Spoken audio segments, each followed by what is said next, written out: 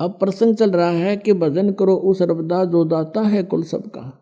जैसे हम श्री ब्रह्मा जी, श्री विष्णु जी, श्री शिव जी की पूजाएं करते हैं तो इन भगवानों की सतिथि इस ज्ञान से पता चलेगा।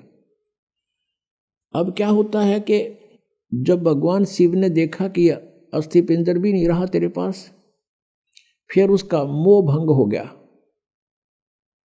मोह भंग हुआ तो उसने जो सोचा कि ये हालत मेरी किस कारण से हुई।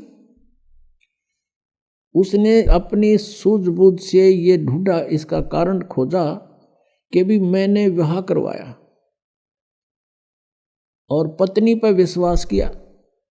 मेरी पत्नी ने मेरे से विश्वासघात किया, मेरे से पीछे से जाकर के एक परपुरुष से इसने बात की और अन्य रूप धारण कर लिया। ये कुछ भी कर सकती थी, जिस कारण से वो अक्षुब्ध हो गया और उससे बात करनी बंद कर दी कि मैं तेरे ऊपर बहुत विश्वास करता था, तो भी विश्वासघातन निकली, तो मैं किस पे विश्वास करूं। इस निष्कर्ष से भगवान शिव ने सोचा कि मैंने विवाह करवाया तो पत्नी में मोह हुआ और पत्नी बेवफा निकली। अब ऐसा यत्न करूं कि मेरे अंदर ये काम वासना समाप्त हो जाए, जिस कारण से मुझे विवाह की आवश्यकता पड़ी। इसका मूल नाश करने के लिए वासना का भगवान शिव ने कहते हैं 88,000 वर्ष तक घोर तप किया और कहते हैं ये काल ये चाहता है कि कोई भी यहां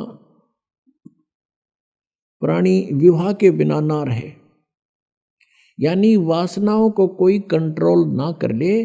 कहीं यहाँ पर फिर रिवाज पड़ जावे और संतानों उत्पत्ति ना करें। संतानों उत्पत्ति नहीं करेंगे तो मैं खाऊंगा कैसे? हम तो उसके बकरे और बकरियां हैं काल के। इसलिए उसका पूर्ण प्रयत्न रहता है, भरसक प्रयत्न रहता है कि कोई भी प्राणी वासना रहित ना हो जाए। अब उसने क्या किया, कामदेव को एक पुरुष रूप तैयार करके वहां भेज दिया। अपना आत्मा जैसे ऑल आउट होती है, ऑल आउट को कहीं लगा दिया जाए घर के कमरे किसी कक्ष में, तो वहां मच्छर चक्कर काटना शुरू कर देते हैं, ऐसे डगमगा जाते हैं, गिरने लग जाते हैं, उनके बस की बात नहीं होती। ऐसे एक देव है, उसके अंदर उसने ये गुण विशेष पर रखा काल ने, और वो जाकर के वहां बैठा दिया उसके आसपास। तो उसके कारण भी भगवान शिव जी में कोई अंतर नहीं हुआ, वो तप करता ही रहा। फिर उसने कामदेव ने अपनी पत्नी, उसका नाम रति है, उसको भेजा। वो बहुत खूबसूरत है, भगवान शिव के सामने डांस करने लगी। उसने सारा कुछ कर लिया, भगवान शिव पर कोई असर नहीं हुआ। और यहां तक कहते हैं कि भगवान शिव ने अपना तीसरा नेत्र खोल के और कामदेव को वहां नाश कर दिया, भस्म कर दिया। तो फिर ये सब काल के जाल हैं जो ब्रह्मा विष्णु महेश के भी समझ में नहीं आई थी ये बातें। भगवान शिव ने सोच लिया कि मैं अब वासना रहित हो गया, अब ना रहेगा बांस ना बजेगी बांसुरी, ऐसा काम कर दिया। वहां से चल पड़े, अपना आराम से विचरने लगे, घूमते रहते हैं, बैठते हैं, फ्री आराम से रहते हैं। अब काल ने सोचा भैया तो बात बिगड़ेगी, दूसरे और देखा ये ऐसे ही फिर बैठ जाएंगे हठ योग करने के लिए, यह तो बात बनी नहीं। कहीं औरों की भी रुचि ना हो जाए, हम भी भगवान शिव जी की तरह से वासना रहित होएं। क्योंकि सभी ऋषि महर्षि जब साधना की तरफ चलते हैं, ये पांचों विकार इनकी गुद्दी में आ बैठते हैं, पहले से अधिक प्रभावित हो जाते हैं। तो सभी ने ये चेष्टाएं की थी कि किसी ना किसी तरह पहले इन्हीं राक्षसों को नाश करें और फिर भक्ति करें। ये भी काल का जाल था, बिना ज्ञान के डले नहीं डोए। तो अब भगवान शिव जी की कथा को पूरा करते हैं, फिर ऋषियों को लेंगे। अब क्या हुआ, अब काल ने ब्रह्म ने सोचा, ये और व्यक्ति नो सोच बैठेंगे ऋषि महर्षि, भगवान शिव ने तो कर दिया काम, ये तो वासना रहित हो गया और हम पीछे रह गए, कहीं वो विद्या समाधि लावें, इस तो पहला कर दूं काम। कुछ दिन के बाद शिव जी के अंदर प्रेरणा भर दी काल ने कि सुना है हमने कि जब सागर मंथन किया था उस समय विष निकला था, उस विष को मैंने पान कर लिया था, पी लिया था, जिस कारण से मैं अचेत हो गया था। और जो बताते हैं उसमें से अमृत निकला था या शराब निकली थी, दारू मदिरा, 2 कलश निकले थे। राक्षसों ने अमृत का कलश उठा लिया था और राक्षस यदि अमृत पी जाते तो अमर हो जाते। इसलिए भगवान विष्णु ने एक मोहिनी रूप बनाकर एक स्त्री का और राक्षसों में जाके डांस किया था। कहते हैं बहुत सुंदर थी वो मोहिनी रूप में, भगवान बड़े सुंदर लग रहे थे और राक्षस मोहित हो गए थे। राक्षसों से वो अमृत का कलश सिर पे रख के डांस करती करती उनको मदहोश कर दिया था। वो कलश दूसरी तरफ पकड़ा दिया था और मदिरा का कलश सिर पे रख के वापस उनको दे दिया था। तो उस समय भगवान विष्णु कहते हैं मोहिनी रूप में बड़े खूबसूरत लग रहे थे। अब भगवान शंकर के मनमाई के भगवान विष्णु के पास चलते हैं, तो ठाली हो गया था ना पार्वती साथ में, तो चलो वहां बातचीत करते हैं और उनसे वो रूप देखूंगा। अब मैं होश हवास में हूं भाई, उस रूप को पूछूंगा कैसा रूप था, एक बार बना के दिखाओ। इस उद्देश्य से भगवान शिव जी आगे विष्णु जी के लोक में और बैठ गए उनकी पौड़ी में आके, उनके गेस्ट रूम में बैठ गए। विष्णु जी पता लगा अंदर से आए, कुशल मंगल हुई। कुछ देर के बाद भगवान शिव ने अपना उद्देश्य जाहिर किया, प्रकट किया कि मैं इस उद्देश्य से आया हूं। मैंने सुना है कि आपने सागर मंथन के समय एक बहुत सुंदर मोहिनी रूप बनाया था। भगवान मैं देख नहीं सका था, आज कृपा मुझे वो रूप बनाकर दिखा दो। भगवान विष्णु हंसने लगे कि हे भोलेनाथ, वो तो कोई सर्कमस्टांस थे और जब वो बनाना पड़ गया, ये बताओ नी रूप बनाऊं, कोई बात हुई या मुझे शर्म लगेगी। अब भगवान शिव जी कहने लगे कि जब तक आप मुझे वो रूप बनाकर नहीं दिखाओगे तब तक मैं यहाँ से नहीं जाता। मैं तो ये बैठ गया और बैठ गया उनके द्वार का आगे पार्क में, बगीची में हठ योग करके। भगवान विष्णु ने सोचा कि 88,000 वर्ष तक ये उड़ा बैठ के आ गए, अरे भी इसने आड़े चमटा गाड़ दिया, ये उठे नहीं। इससे पीछा छुटवाने के लिए भगवान विष्णु ने कहा, वहां तो उनसे कहा कि नहीं ऐसा नहीं हुआ करता, ये मुझे शर्म आती है, मैं नहीं ऐसा कर सकता। यूं कह के अपने घर में अंदर चले गए महल में। वहां से अंतर ध्यान होकर और उसी बाग में, सामने भगवान विष्णु का बाग था उस रेस्टोरेंट का, उसमें कुछ दूरी पर एक सुंदर लड़की का रूप धारण कर लिया। और भगवान शिव जी की दृष्टि जब पड़ी, भगवान शिव जी उठ कर चाल पड़े हैं और वो मोहिनी रूप आगे आगे चलने लगा, वो पीछे पीछे। भगवान ने भी स्पीड पकड़ दी, अच्छी दूर तेजी से चलने लगा और वो कभी वृक्षों से इधर हो जावे, कभी इधर से, और जाके भगवान शिव ने उसका हाथ पकड़ लिया। पहले भगवान शंकर पूछ रहे थे विष्णु जी से कि ईसा मोहिनी रूप के हो गया, सारे बावले बना दिए हुए राक्षस, उन सेनारे आग भी, तो उसने कलश भी बदल दिया, ऐसे कभी हो सकता है? न्यू कह रहे थे। तो जब उसने देखा भगवान शिव जी नो सीधे चल पड़े, लड़की तो ऐसे ऐसे चल रही है छड़ों से कांटों से बच के, और भगवान शिव जी सीधा कांटा में गौ लिया बाईपास, और जाकर उस लड़की का हाथ पकड़ दिया। जो ही उसने हाथ छुआ उसी समय भगवान विष्णु जी अपने रूप में खड़े हो गए और हंसने लगे। अग भोलेनाथ उनको न्यू मूर्ख बना दिया, जैसे इतने काटे भी ना दिखे, माँ छड़िया में कहा गया सीधा। और उधर से वह वासना कित गई, 83,000 वर्ष डरे ढोकाया तू, कहाँ गई वो साधना तेरी? इसके विषय में परमेश्वर कबीर जी कहते हैं जैसे अग्न काष्ठ के माही, है व्यापक पर दिखे नाही। ऐसे कामदेव पर चंडा, व्यापक सकल दीप नौखंडा। कि जैसे अग्नि काष्ठ के अंदर लकड़ी में विद्यमान है पर दिखाई नहीं दे रही, ऐसे ही ये वासना आपके प्रत्येक प्राणी के अंदर विद्यमान है। और जब ही इसको थोड़ी सी भी कहीं से आंच मिल जाएगी, आग ज्यों की त्यों है। परमेश्वर कहते हैं जिन साधनाओं को तुम कर रहे हो, इनके आधार से विकार मरे मत जानियो। जैसे भूबल में आग, जैसे गोस्सा होता उपले, या कोई अग्नि को जो लकड़ी जल जाती है, धंधकती रह जाती है, उसको अंगार बोलते हैं। उस अंगार को राख में दबा दिया जाता है और कुछ घंटों के बाद उस राख को ऊपर से ऐसा लगता है जैसे ये बिल्कुल शांत हो चुकी है, उसमें कोई हीट नहीं रहती, गर्मी नहीं होती।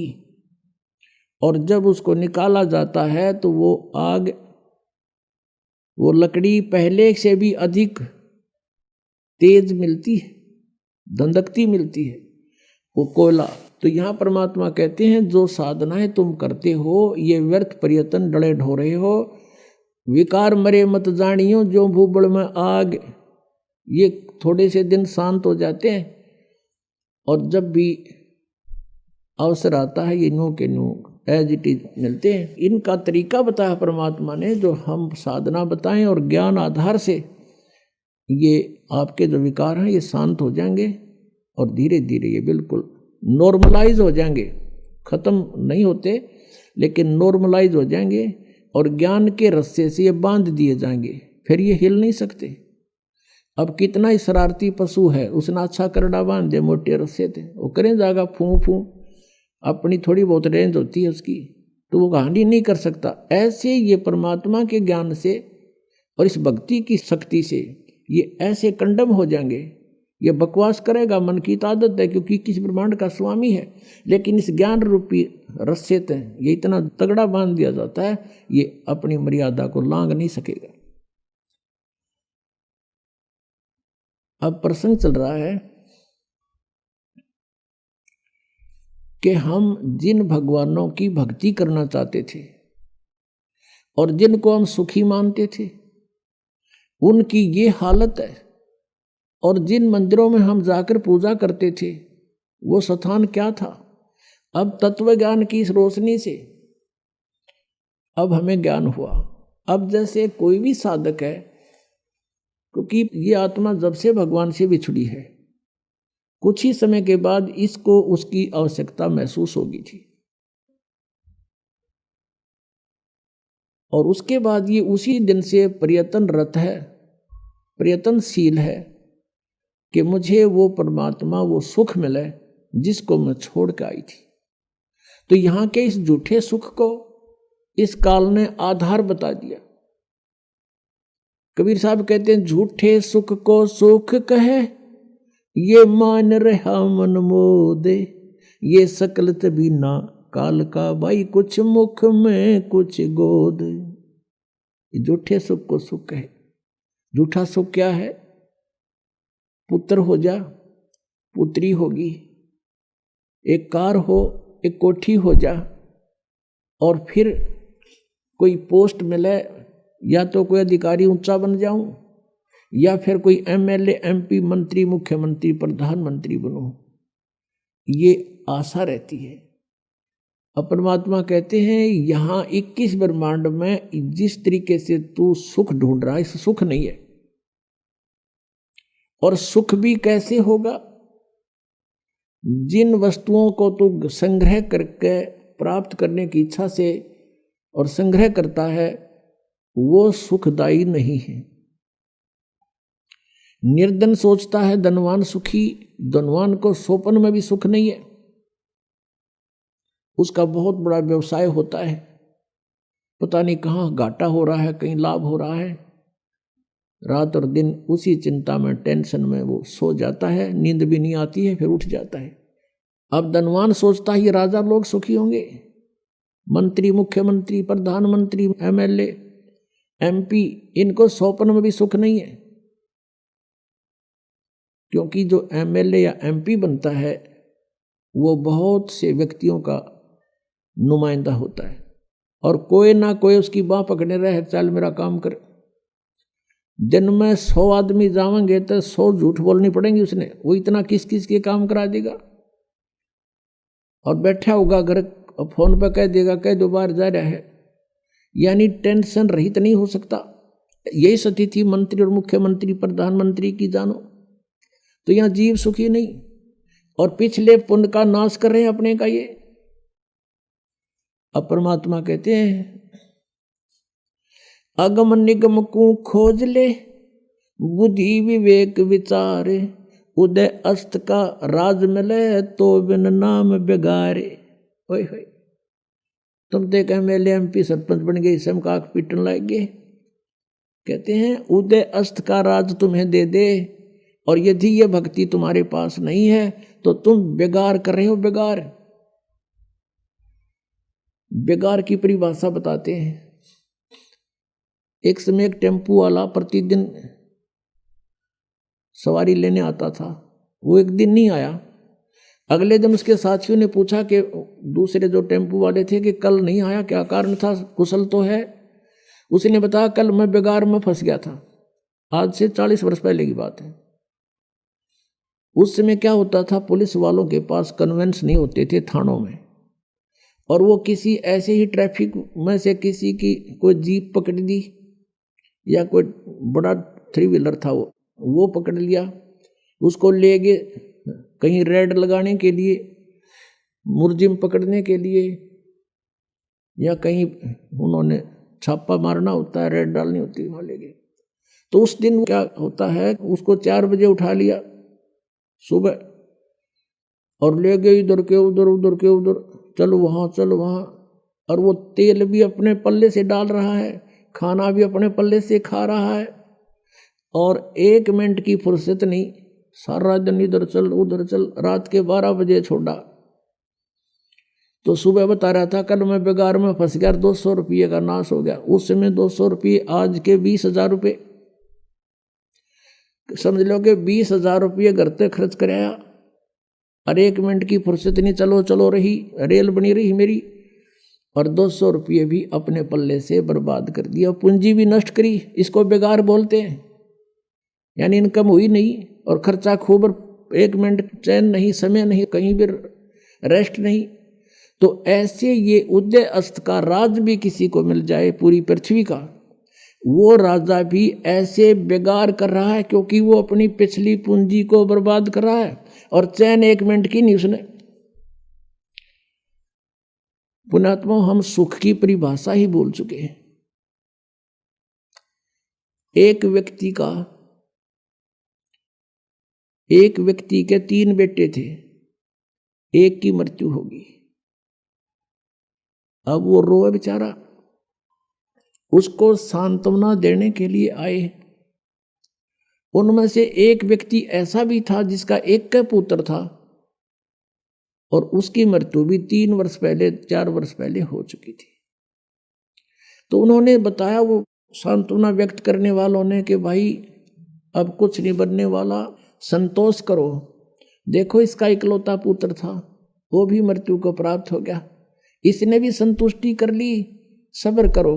उस व्यक्ति को जिसके 3 पुत्रों में से एक की मृत्यु हुई थी, राहत की सांस ली, रोना भी बंद कर दिया, और फिर क्या सोचता है कि हे भगवान, इससे तो मैं ही अच्छा हूं, इससे तो मैं ही सुखी हूं, मेरा तो 2 और बच गए हैं, इसका तो एक ही था और वो ही मृत्यु को प्राप्त। बताओ, इससे उसने क्या मिल गया? क्या वो लड़का जीवित हो गया? तो ऐसे हमने अपना इस सुख की परिभाषा बदलनी पड़ रही है मजबूरी में। एक व्यक्ति कह रहा था कि मेरी पुत्री का जन्म हुआ, जन्म होते ही उसके गुदा नहीं थी, बड़ा चिंतित हुआ, खाना पीना छूट गया, इतनी टेंशन पूछो मत। हम ले गए मेडिकल में, सरकारी हॉस्पिटल पीजीआई में, उन्होंने एडमिट कर ली लड़की, वहाँ देखा 4 केस और थे ऐसे ही, फिर मुझे संतुष्टि होगी, ओहो चलो ये और भी है ऐसे ही। बताओ उसकी लड़की क्या कौन सी गुदा लाएगी उनको देखने थे। तो ये हमने न्यू देख लिया, और दुखी है तो हमने कोई चिंता नहीं, हम भी दुखी हैं, तो वो दुख को सुख मान लिया। तो परमात्मा कहते हैं झूठे सुख को सुख है ये मान रहा मनमोद, और ये सकल चबीना काल का, और कुछ मुख में कुछ गोद। अब परमात्मा कहते हैं जहां तुम जिस लोक में और जिन स्वर्गों में तुम सुख खोजने चले हो वहां सुख नहीं है। परमात्मा कहते हैं आगे गए ना बावड़े, रहते भी सब जान, बिन साहेब की बंदगी कहीं ठोर ठिकाना ना। कि जो पहले चले गए तुम्हारे यहां से, उन्होंने तो आके तुम्हें कुछ बताया ना, हमारी केबरन मैटी हुई, और बाकी बच रही भी ऐसे ही चले जाएंगे। बिन साहेब की बंदगी भक्ति की तो ठोर ठिकाना ना। क्या बताते परमात्मा, जैसे मोती ओस का ऐसी तेरी आवे, गरीब दास करो बंदगी भाई बहोर ना ऐसा दाव। अब जैसे आप जी का मनुष्य जीवन है, मनुष्य जीवन में किसी ने पुण्य भक्ति की, पुण्य के साथ यहाँ पाप भी साथ डिपॉजिट होते हैं, पुण्य कम बनते हैं पाप ज्यादा बनते हैं। ये ऐसे अक्षेत्र में आप रह रहे हो। जैसे आप जी यहाँ ऐसा स्थान है, जैसे एक कोई फील्ड होता है, खेत है, और उसमें कुछ भी ना जो है, ना उसकी गुडाई करो ना उसको संवारो, उसमें अपने आप घास फूस अड़ंगा कुबाड़ इतना उग जाएगा दिखे नहीं धरती, और उसमें हमने खाने योग्य अपना अन्न प्राप्त करने के लिए, कनक बीजने के लिए उसमें कितनी मेहनत करनी पड़े है। पहले तो अड़ंगा काटना, फिर उसको हल या ट्रैक्टर से गुड़ाई करनी और जो उसको बाना, और फिर उसमें खर्चा लग गया, मेहनत और परिश्रम लग गया, और फिर उसमें खाद बीज डाला वो भी पैसे से, खाद डाला वो भी बोल, फिर सिंचाई करी उसका भी टैक्स, यानी इतना कुछ खर्चा करके जब वो 2 दाने प्राप्त हुए, और वो घास आप पर जाएंगे उसमें अड़ंगा जिसकी कति आवश्यकता नहीं थी। तो ये ऐसा क्षेत्र है जहां हम रह रहे हैं। परमात्मा कहते हैं पृथ्वी ऊपर पग जो धारे, और करोड़ जीव एक दिन में मारे, हरी भांति पृथ्वी के रंगा, अंत कोट जीव उड़े पतंगा, जो चौका तुम देवो नेता, सत्य ब्राह्मण की है हत्या। ब्राह्मण सेंस हत्या जो हुई, जल स्नान कर तो सोई, खान पान में दमन प्राणी, और कैसे पाओ तुम मोक्ष निशानी। कि एक तरफ तुम पुण्य कर रहे हो, इसके पैरेलल आपके पाप भी हो रहे हैं, और आप जी को दोनों का ही भोग प्राप्त होगा।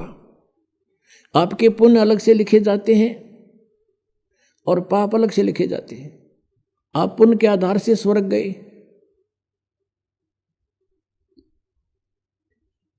तो यहां थोड़ा कंसेप्ट क्लियर करना पड़ेगा कि जैसे आप जी एक पूर्ण परमात्मा परम अक्षर ब्रह्म को छोड़कर अन्य किसी को इष्ट बनाकर किसी भी प्रभु की, देव की पूजा करते हो, भगवान की, पुरुष की, जैसे सरपुरुष और अक्षर पुरुष। गीता जी अध्याय नंबर 15 के श्लोक 16-17 में 3 पुरुष बताए हैं, कि सरपुरुष, एक अक्षर पुरुष, एक परम अक्षर पुरुष। उत्तम पुरुषत्व अन्य वो परम अक्षर पुरुष है, परम अक्षर ब्रह्म है। गीता जी अध्याय नंबर 8 के श्लोक नंबर 3 में जिसके विषय में कहा गया कि वो परम अक्षर ब्रह्म है। अर्जुन ने जब गीता जी अध्याय नंबर 8 के श्लोक नंबर 1 में प्रश्न किया था, उसका उत्तर 8 के 3 में दिया। तो ये 3 पुरुष हैं, सरपुरुष भी नाशवान, अक्षर पुरुष भी नाशवान, केवल परम अक्षर पुरुष, परम अक्षर ब्रह्म, ये अविनाशी परमात्मा है। आज का जो सत्संग का विषय है, भजन करो उस सर्वदा जो दाता है कुल सबका। अब ये कंसेप्ट क्लियर करने के लिए सारा कुछ इतिहास जीवनी सुनाई जा रही है। अब सरपुरुष भी नाशवान, अक्षर पुरुष की भी क्लियर स्थिति है कि ये भी अविनाशी नहीं, बेशक नाम इसका अक्षर पुरुष है। और वो परमात्मा तो अन्य ही है। गीता जी अध्याय नंबर 15 के श्लोक 17 में उसकी भक्ति करने से उस परमेश्वर के नाम में इतनी शक्ति है, उस सत्य नाम में, सच्चे नाम में जो 2 अक्षर का होता है, कि हमारे सभी पापों का वो नाश कर देती है। और अन्य भगवान से श्री विष्णु जी, श्री ब्रह्मा जी, श्री शिव जी, और से ब्रह्म सरपुरुष और अक्षर पुरुष, ब्रह्म और ये परब्रह्म कहते हैं अक्षर पुरुष को, इनकी भक्ति से पाप नाश नहीं हो सकते। वर्क डन सभी को मिलेगा, जो किया है वो फल अवश्य प्राप्त होगा, पाप भी मिलेगा, पुण्य भी मिलेगा। इसलिए उन भगवानों की भक्ति से जीव सुखी नहीं हो सकता, क्योंकि अगर पुण्य के कारण कहीं स्वर्ग में 2 घंटे रुक आए तो बाकी 20 घंटे उन पापों को भोगना पड़ेगा। इतने अत्यधिक पाप बनते हैं। पुण्य तो करने से बनते हैं और पाप अपने आप बनते हैं यहाँ पर।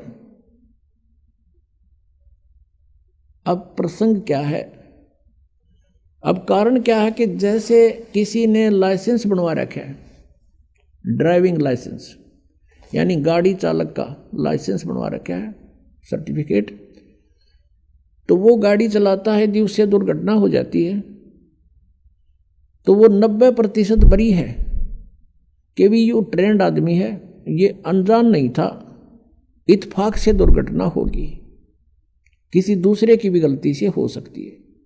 तो इसलिए इसको निर्दोष साबित कर दिया जाता है। और जिसके पास लाइसेंस है, नहीं गाड़ी चला रहा है, उससे दुर्घटना हो जाती है तो सीधा अंदर जेल में होता है वो, उसका कोई विकल्प नहीं। उससे कोई मृत्यु हो जा गाड़ी के नीचे, उसका कोई विकल्प नहीं बचा होगा। तो ऐसे जो बगैर गुरु के यानी लाइसेंस बनवाए अधिकारी के बिना अधिकारी होते हैं, ये सभी नहीं होते। अब जैसे राजा परीक्षित को सर्प ने डसना था और बताया गया उसको कि किसी को गुरु बना और उससे श्रीमद् भागवत की कथा सुन। अब वहाँ पर उसके लेखक भी बैठे थे, व्यास जी, उसने भी गुरु बनने से इनकार कर दिया और पाठ कथा करने से भी इनकार कर दिया, क्योंकि वो अधिकारी नहीं थे। और अधिकारी और 7वें दिन परिणाम आना था उसका, इसलिए सब पीछे को खिसक गए कि नहीं, हम गुरु पद योग्य नहीं है। तो कहाँ से? स्वर्ग से। और सुखदेव जी को बुलाया गया, वहाँ राजा परीक्षित ने उनको गुरु बनाया और फिर उन्हें 7 दिन कथा सुनाई। तो अनधिकारी से लिए हुए नाम से भी आपको कोई राहत नहीं मिलेगी, अधिकारी से लिए हुए नाम से भी आपको राहत मिल सकती है कि इच्छा कर मारे नहीं, बिन इच्छा मर जा। लेकिन आपके संचित कर्म बहुत होते हैं। अब इन भगवानों की साधना से, चाहे आपने गुरु बनाकर भी कर रखे हैं, तो भी आपके पाप डिपॉजिट अलग से होंगे ही होंगे। यहाँ का विधान है, जैसे कर्म करेगा वैसे फल मिलेंगे। केवल एक परमात्मा है, परम अक्षर ब्रह्म, उसकी भक्ति करने से और उसके अधिकारी संत से लाइसेंस बनवाने से यानी उपदेश ग्रहण करने से, दीक्षा लेने से आपके पाप नाश हो सकते हैं, और से नहीं। तो यहाँ प्रसंग है कि कहते हैं, जब ही सतनाम हृदय धर्यो भयो पाप को नाश। और जैसे चिंगारी अग्नि की भाई पड़े पुराने घास, करोड़ों टन सूखा घास फूस पड़ा हो और उसमें एक माचिस की सीख जला के लगा दे, सारे का नाश करके राख बना देती है। और चलती हवा उसको इधर उधर, आंधी तूफान उसको उठाकर फेंक देता कहीं का कहीं, वो अक्षेत्र क्लियर भी हो जाता है। ऐसे ही परमात्मा कहते हैं, जैसे सूरज के आगे बदरा ऐसे कर्म छयारे, और प्रेम की पवन करे चित मन जन झलके तेज नयारे। प्रेम की पवन चलेगी जब परमात्मा के मंत्र के साथ, वो तो फूंक देगा और फिर प्रेम की पवन और करे चित मन जन, भगवान में एक प्यार जागृत होगा, आंखों से आंसू चलेंगे। कहते फिर वो हवा फेंक देगी, उस सारी राख को भी कहीं की कहीं पटक देगी। अब ये क्लियर हुआ कि जो भगवान परमेश्वर कबीर जी की साधना करते हैं, उनके संचित कर्म भी और उनके प्रारब्ध के कर्म भी नाश होते हैं। लेकिन भगवान ब्रह्मा विष्णु शिव और ब्रह्म और सरपुरुष यानी ब्रह्म और परब्रह्म अक्षर पुरुष तक सरपुरुष और अक्षर पुरुष, इनकी भक्ति से ना तो प्रारब्ध में कोई परिवर्तन हो सकता और न ही आपके संचित कर्म का नाश हो सकता। क्रियमान कर्म ज्ञान से कुछ बचाव हो जाता है, संतों का संग करने से, ज्ञान के समझने से कुछ पापों से, क्रियामान पापों से बच सकते हैं। जो कर रहे हैं उनसे कुछ फर्क पड़ जाता है, लेकिन प्रारब्ध में कोई परिवर्तन नहीं होता।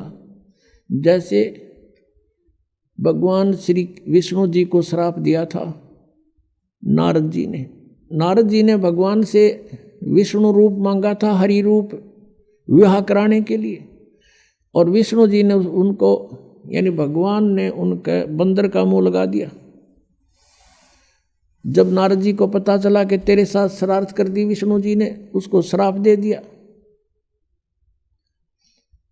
कि आज तूने मेरे को बंदर का मुंह लगाया। एक औरत के लिए आज मैं व्याकुल था, एक पूरा जीवन तू अपनी पत्नी के वियोग में बितावेगा। उसका श्राप का फल भी भगवान विष्णु ने श्री रामचंद्र रूप में भोगना पड़ा। और जो मुंह तूने मेरे लगाया है, इस मुंह के जैसे व्यक्ति यानी जीव तेरी मदद करेंगे। बंदरों ने उनकी मदद की। और फिर श्री रामचंद्र जी रूप में यानी विष्णु जी ने जन्म लिया। वो सारा आपने सुन लिया कि उन्होंने किस किस प्रकार वो अपना जीवन व्यतीत किया। और जैसे ये भी आपने सुन लिया कि उन्होंने बाली को मारा था, वो उनके प्रारब्ध में लिख दिया गया, तो उसका बदला भी उन्होंने भोग कर ही पूरा करना पड़ा। वो उसको नाश नहीं कर सके, अपने प्रारब्ध के पाप कर्म को भी नाश नहीं कर सके,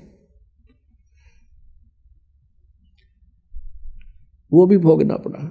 अब प्रसंग चल रहा है कि तुम कौन राम का जपते जापम और ताते कटे ना ये तीनों तापम। अब हमारे पापों का नाश, जैसे हम प्रतिदिन गीता जी अध्याय नंबर 18 के श्लोक 25 से लेकर और 31 तक ये वर्णन किया है कि अर्जुन, जैसे सभी कर्म भले ही उनमें पाप भी हो रहे हैं, वो त्यागे नहीं जा सकते।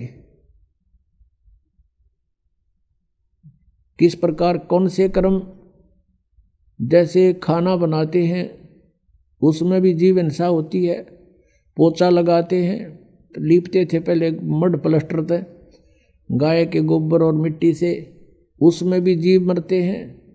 खेती करते हैं किसान, उसमें भी खेती में भी जीव मरते हैं।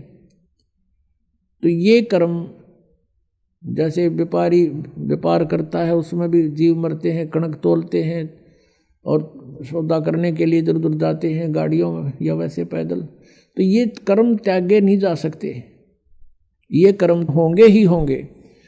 अब कहने का भाव है, अब ये कर्म तो त्यागे नहीं जाएंगे और ये होंगे ही होंगे, और इनका भी पाप भी लगेगा।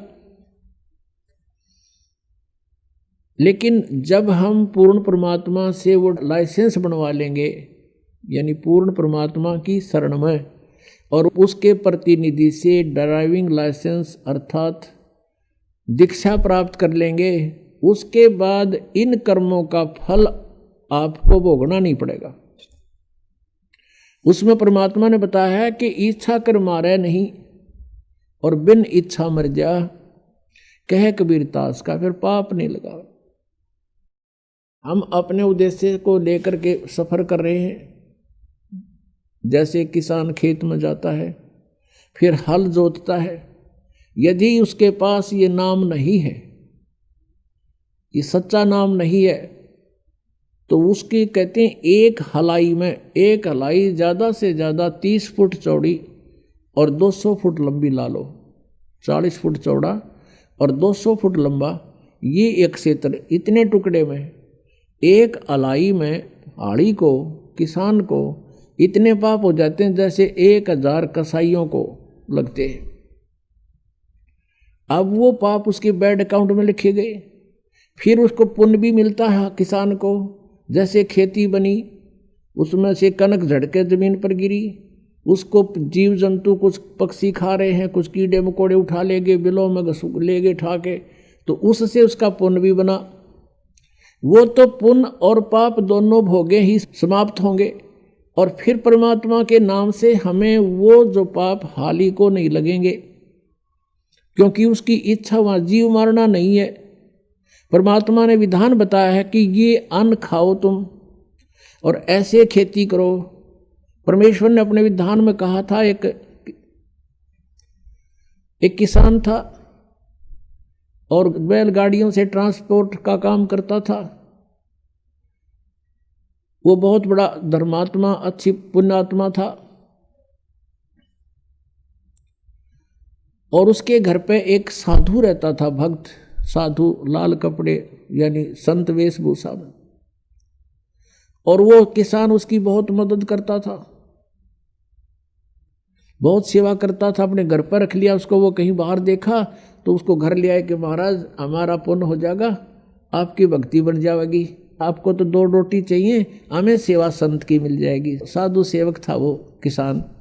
उसने अपने घर पे एक चौबारा बना रखा था, उस पर छोड़ दिया उस महात्मा को संत जानकर। वो खावा अपना बढ़िया रोटी और दरवाज़ा बंद करके कुंडी ला के नो का मन बोलियो मत शाम तक, और खा के सो जा। अच्छा बढ़िया माल उस किसान का। और एक दिन उसकी मृत्यु होनी थी, वो तो 2, 4, 10 साल में उसकी मृत्यु होगी। वो उस किसान का ही बैल उत्पन्न हो गया, उस बैल बनकर किसान का वो जो खाया था वो तो देना ही था उसने। वो बैल बनकर वहीं आ गया, किसी के जन्म दिया, किसान के गाय के, और बैल के योग हो गया 4-5 साल में। वो किसान ने उसमें गाड़ी में जोत रखा, और वो जा रहा था, जैसे पुण्यात्मा परमेश्वर कबीर देव जी की महिमा चारों वेद बताते हैं। वो परमात्मा अपने सतलोक में रहता है, वहाँ से गति करके नीचे पृथ्वी पर आता है, अच्छी आत्माओं को मिलता है, उनको ज्ञान देता है। उस ज्ञान से परिचित वो पुण्यात्माएं फिर परमेश्वर की महिमा का गुणगान करते हैं। उनमें से एक आदरणीय गरीबदास साहिब जी, गांव छुरानी, जिला झज्जर वाले थे। ये बेरी गांव का किसान था, जिसके विषय में ये दास बता रहा है कि बेरी गांव है जिला झज्जर में, रोहतक से 20 किलोमीटर होगी लगभग। उस बेरी गांव का वो किसान था, और वो कहीं इधर नजफगढ़ की मंडी में, जो पहले पुराने समय की बात है 250 वर्ष पहले, कच्चे रास्ते होते थे, बैलगाड़ी से अपना ट्रांसपोर्ट का काम करता था। यहाँ से कणक ले जाता, वहाँ से शक्कर भर लाता नजफगढ़ की मंडी से। तो ऐसे वो जाता था प्रतिदिन। अरे उसके पास बैल था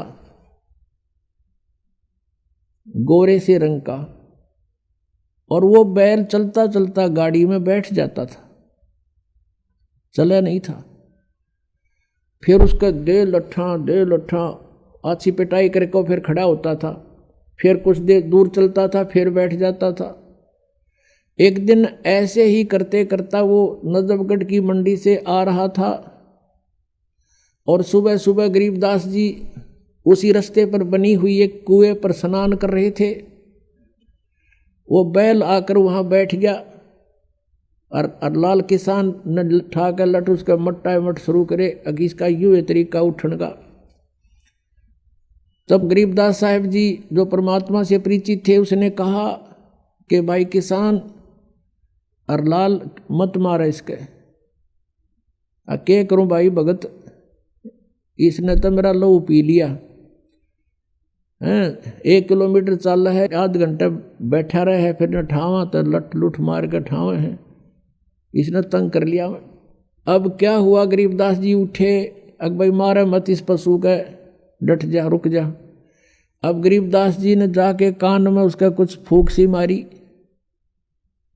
क्योंकि वो तो परमात्मा से परिचित हो चुके थे। गरीबदास जी कहते हैं परमात्मा से मिलकर, परमात्मा के टच होने से, परमात्मा के ज्ञान से परिचित होने से, परमात्मा की कृपा से उनमें शक्ति आ जाती है।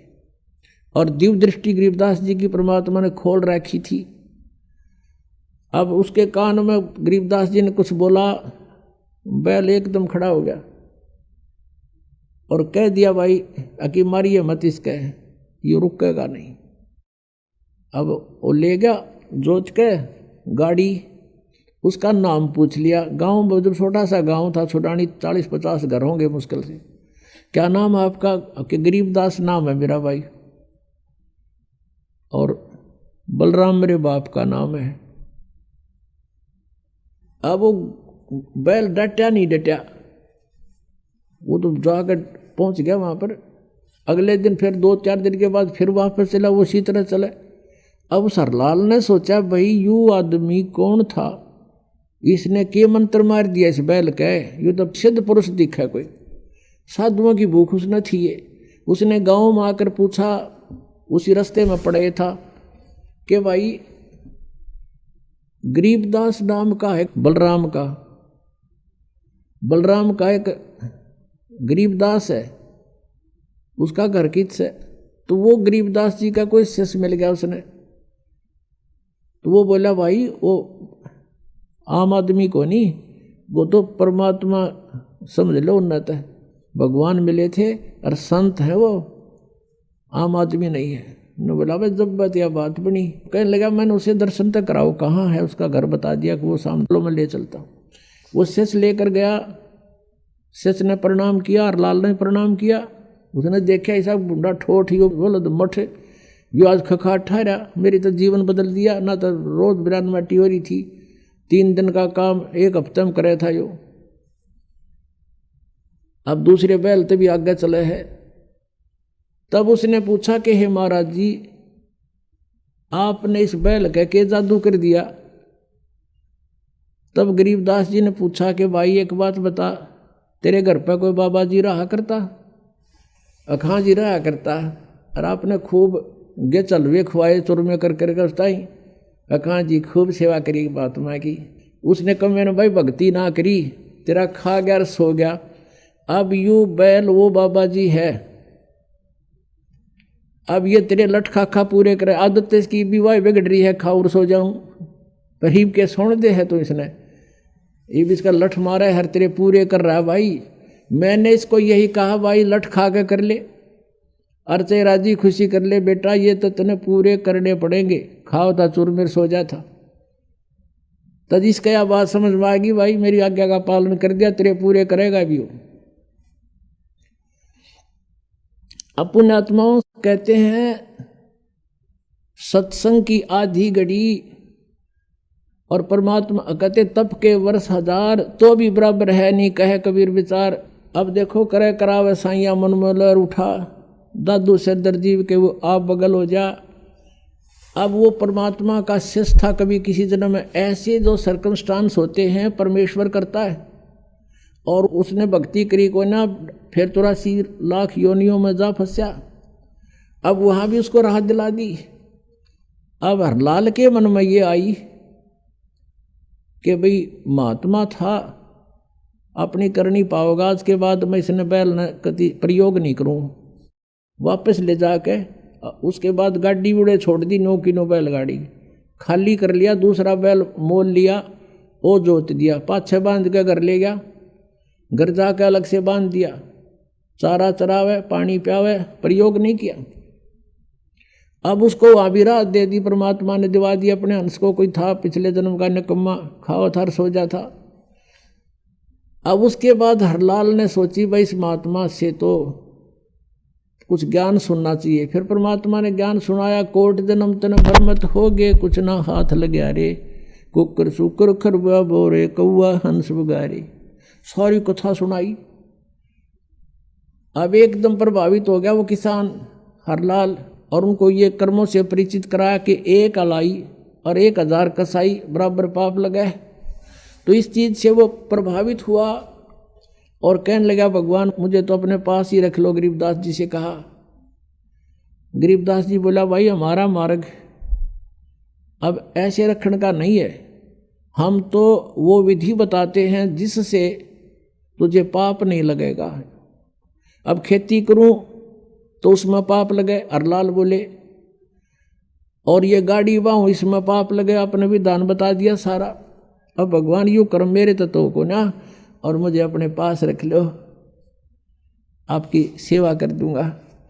तब गरीबदास ने कहा था कि हमारा यूँ मार्ग यूँ नहीं है भाई, हमारे पास एक ऐसा साबुन है, प्रतिदिन जो मैला कपड़ा होता है उसको डेली धो ले, साफ हो जाता है। ऐसा नाम दूंगा कि इच्छा कर मारे नहीं, बिन इच्छा मर जा, कह कबीरदास का पाप नहीं लगे। गरीबदास जी ने कहा था कि गाड़ी बाहो खुश रहो और खेती करो खुशहाल, और पर साईं सिर पर राखिए सही भगत हरलाल, कि अपना काम भी कर और इस मंत्र का जाप रख, मर्यादा ना तोड़ना, तो सही भगत हो गया हरलाल, अपनी भक्ति कर। तो कहने का उद्देश्य ये है कि जो ये परमात्मा की भक्ति की सही मंत्र आपको मिल जाएंगे, फिर आपने दैनिक कर्म छोड़े नहीं जा सकते, इनको त्यागा नहीं जा सकता, इनके पाप भी नहीं लगेंगे, आप जी को नहीं लगेंगे।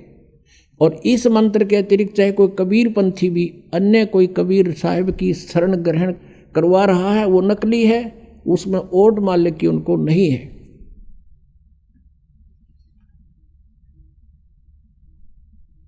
तो प्रसंग चल रहा है कि किस परमात्मा की भक्ति हम करें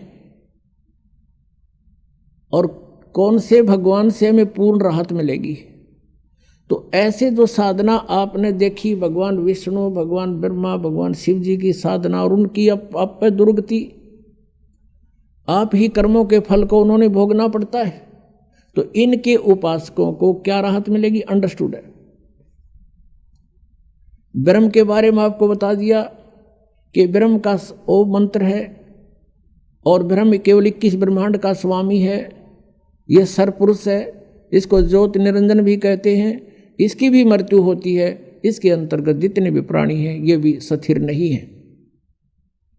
और जब तक जन्म और मृत्यु है, जीव को सुख नहीं हो सकता, परम शांति नहीं हो सकती। अक्षर पुरुष ये 7 संघ ब्रह्मांड का स्वामी है, 7 संघ ब्रह्मांड का, और इसकी भी जन्म मृत्यु होती है।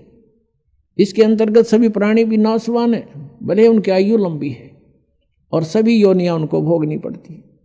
और इनके अंतर्गत अक्षर पुरुष को भी इष्ट मानकर, यानी परब्रह्म को भी इष्ट मानकर जो साधना करना चाहता है, वो भी परम शांति को प्राप्त नहीं हो सकता।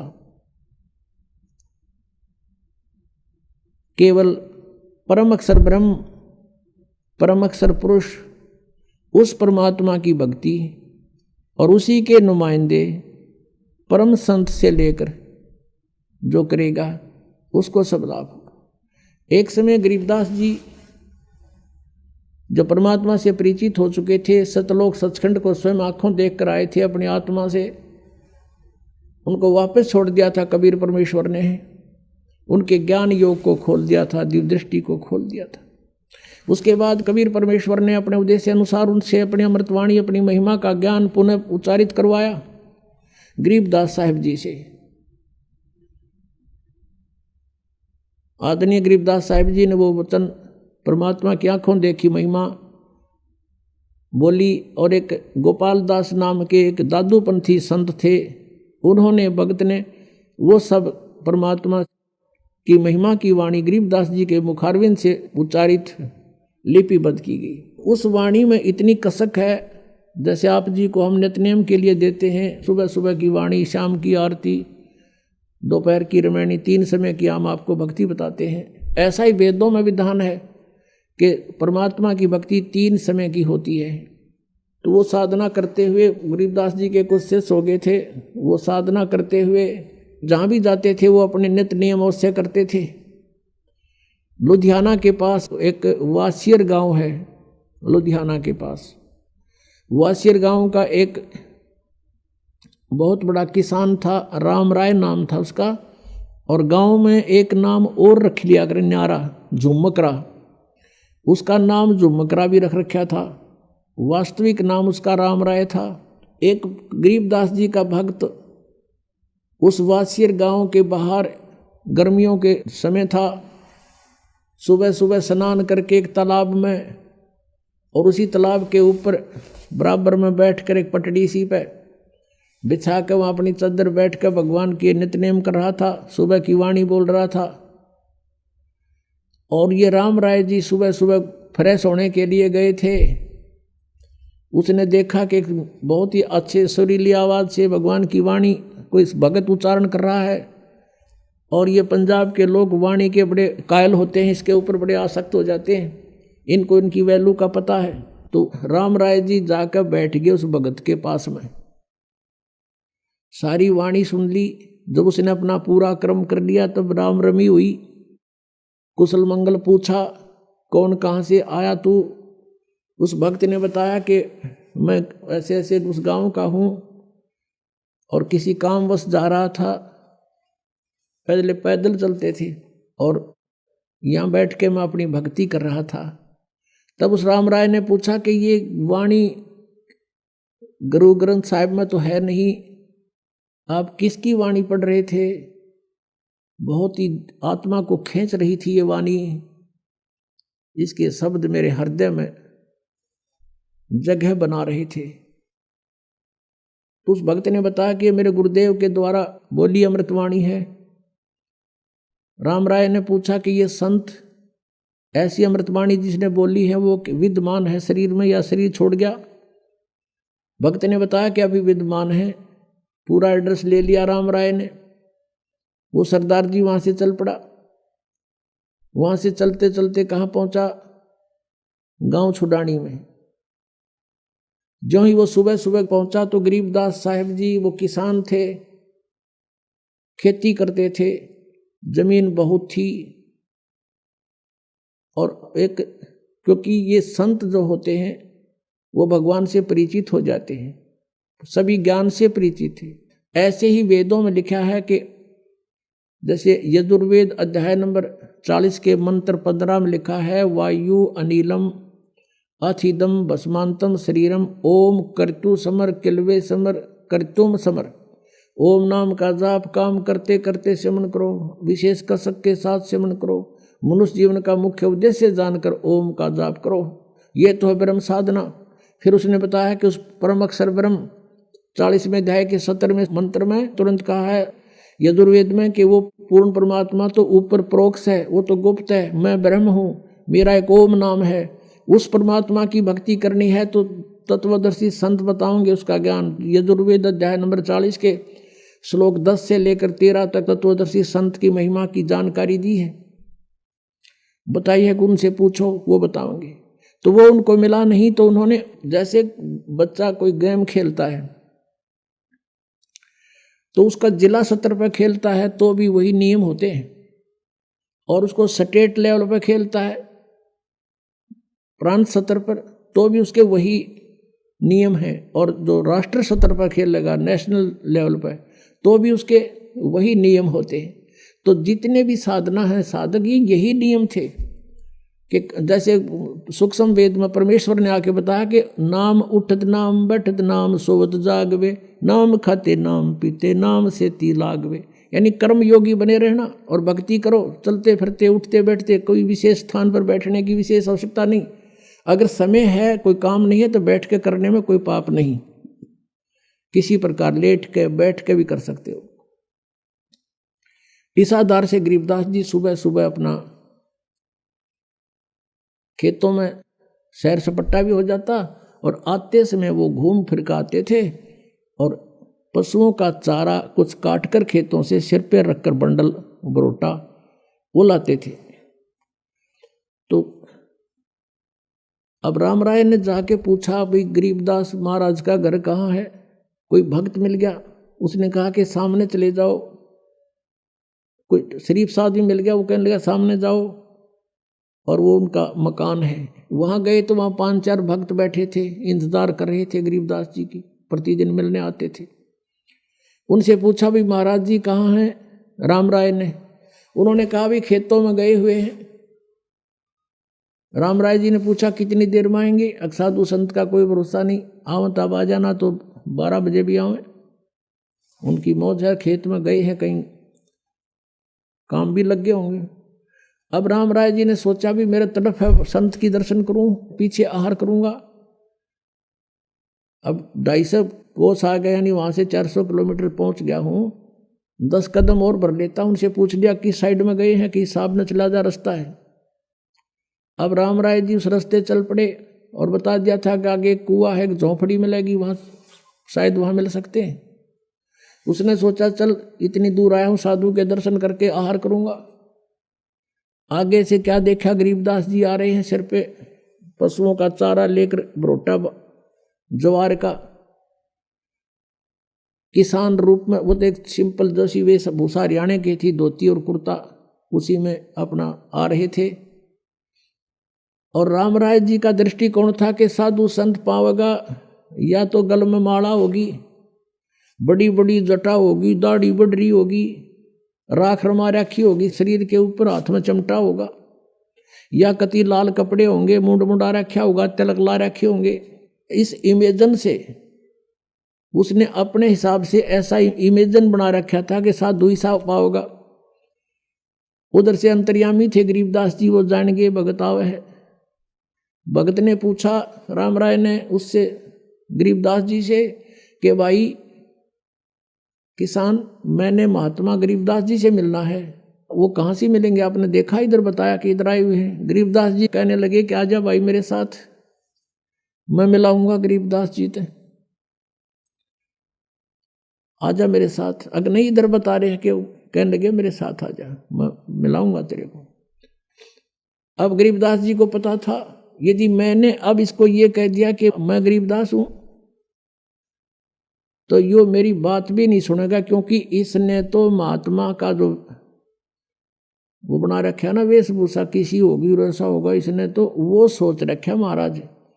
और मैंने कह दिया थी वो उल्टा हो लेगा, रोटी भी नहीं खाओगा, ये कह दिया मैं महाराज जी हूँ।